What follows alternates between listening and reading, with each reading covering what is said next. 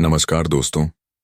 आज की इस खास रिपोर्ट में हम एक ऐसे फैसले पर चर्चा करने जा रहे हैं जिसकी गूंज भले ही अभी धीरे धीरे गांवों तक पहुंच रही हो, लेकिन आने वाले समय में इसका असर बहुत व्यापक होने वाला है।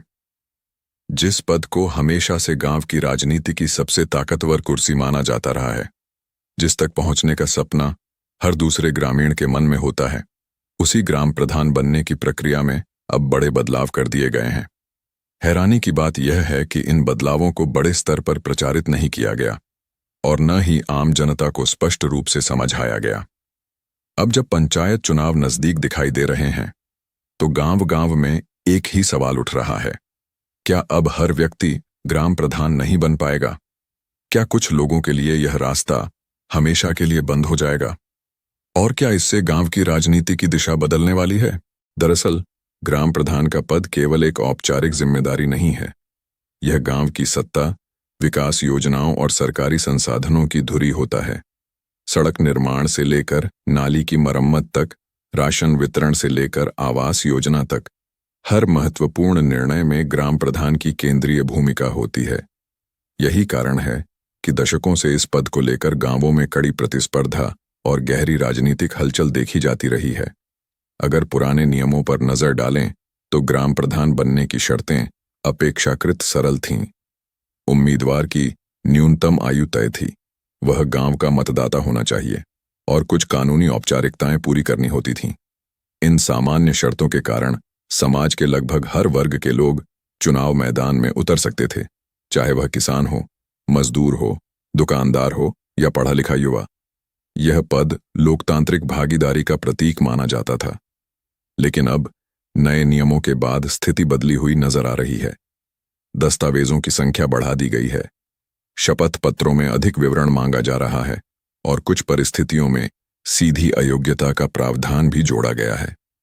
सरकार का तर्क है कि पंचायत स्तर पर बीते वर्षों में भ्रष्टाचार, फर्जीवाड़े और योजनाओं के दुरुपयोग के कई मामले सामने आए हैं। कहीं गलत लाभार्थियों को फायदा पहुंचाया गया, तो कहीं प्रधान स्वयं निर्णय लेने के बजाय बाहरी दबाव में काम करता रहा। पति प्रधान जैसे मामलों ने भी व्यवस्था पर सवाल खड़े किए, जहां चुनी हुई महिला प्रतिनिधि के नाम पर असल निर्णय कोई और लेता था। सरकार का कहना है कि इन चुनौतियों से निपटने के लिए नियमों को सख्त बनाना जरूरी था, ताकि वही व्यक्ति चुनाव लड़े जो जिम्मेदारी निभाने में सक्षम हो, कानून को समझता हो और पारदर्शिता के साथ काम कर सके। नए नियमों में उम्मीदवार को अपनी संपत्ति, आय, सरकारी बकाया और अन्य कानूनी विवरण स्पष्ट रूप से घोषित करने होंगे। यदि किसी प्रकार की जानकारी छुपाई गई या गलत पाई गई, तो नामांकन रद्द किया जा सकता है। हालांकि गांवों की जमीनी हकीकत कुछ अलग तस्वीर पेश करती है। कई ग्रामीणों का मानना है कि इन सख्त प्रावधानों से आम और आर्थिक रूप से कमजोर वर्ग के लोगों के लिए चुनाव लड़ना कठिन हो जाएगा, जिनके कागजात अधूरे हैं, जिनके नाम पुराने रिकॉर्ड में किसी त्रुटि के कारण अटके हुए हैं या जिन पर कोई छोटा मोटा विवाद चल रहा है।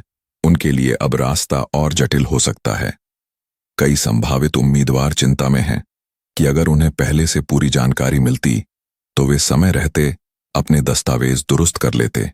एक और महत्वपूर्ण पहलू यह है कि इन बदलावों के बारे में व्यापक जागरूकता अभियान नहीं चलाया गया। न गांव स्तर पर स्पष्ट बैठकें हुईं और न ही विस्तार से जानकारी दी गई कि किन नियमों में क्या परिवर्तन हुआ है। परिणाम स्वरूप कई लोग खुद को असमंजस की स्थिति में पा रहे हैं। उन्हें लगता है कि नियम चुपचाप बदले गए और अब चुनाव से ठीक पहले उनके सामने नई शर्तें रख दी गई हैं। राजनीति के जानकारों का मानना है कि इन नियमों का सबसे अधिक प्रभाव उन पुराने चेहरों पर पड़ेगा जो वर्षों से पंचायत की राजनीति में सक्रिय रहे हैं, जिनके खिलाफ शिकायतें थीं, लेकिन वे कानूनी प्रक्रिया के चलते चुनाव लड़ते रहे। अब उनके लिए दोबारा मैदान में उतरना आसान नहीं होगा।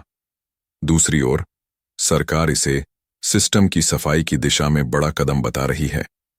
महिलाओं के संदर्भ में भी यह बदलाव चर्चा का विषय बना हुआ है। लंबे समय से पति प्रधान की समस्या पर सवाल उठते रहे हैं। इससे लोकतंत्र की भावना प्रभावित होने की आशंका भी जताई जा रही है। हालांकि सरकार का मानना है कि कम लेकिन योग्य उम्मीदवार ही बेहतर शासन दे सकते हैं। ग्रामीण भारत में पंचायत व्यवस्था को लोकतंत्र की पहली सीढ़ी माना जाता है। यदि इसी स्तर पर लोगों को लगे कि नियम उनके खिलाफ हैं या उन्हें सही जानकारी नहीं दी गई, तो व्यवस्था पर विश्वास कम हो सकता है। इसलिए जरूरी है कि इन परिवर्तनों को पारदर्शी तरीके से गांव-गांव तक समझाया जाए, ताकि कोई भी व्यक्ति भ्रम या अधूरी जानकारी के कारण पीछे न रह जाए। अंत में यही सवाल सामने आता है, क्या ये नए नियम वास्तव में गांव की राजनीति को स्वच्छ और जवाबदेह बनाएंगे, या फिर यह बदलाव केवल सत्ता संतुलन को नया रूप देने का माध्यम साबित होंगे? क्या आम ग्रामीण अब भी ग्राम प्रधान बनने का सपना खुलकर देख पाएगा, या यह पद कुछ चुनिंदा लोगों तक सीमित हो जाएगा? इन सभी सवालों का जवाब आने वाले पंचायत चुनाव में ही मिलेगा। फिलहाल इतना तय है कि ग्राम प्रधान बनने के नियमों में हुआ यह बदलाव गांव की राजनीति में एक नया अध्याय जरूर जोड़ने जा रहा है। आने वाला समय बताएगा कि यह अध्याय सुधार का प्रतीक बनेगा या नई चुनौतियों का।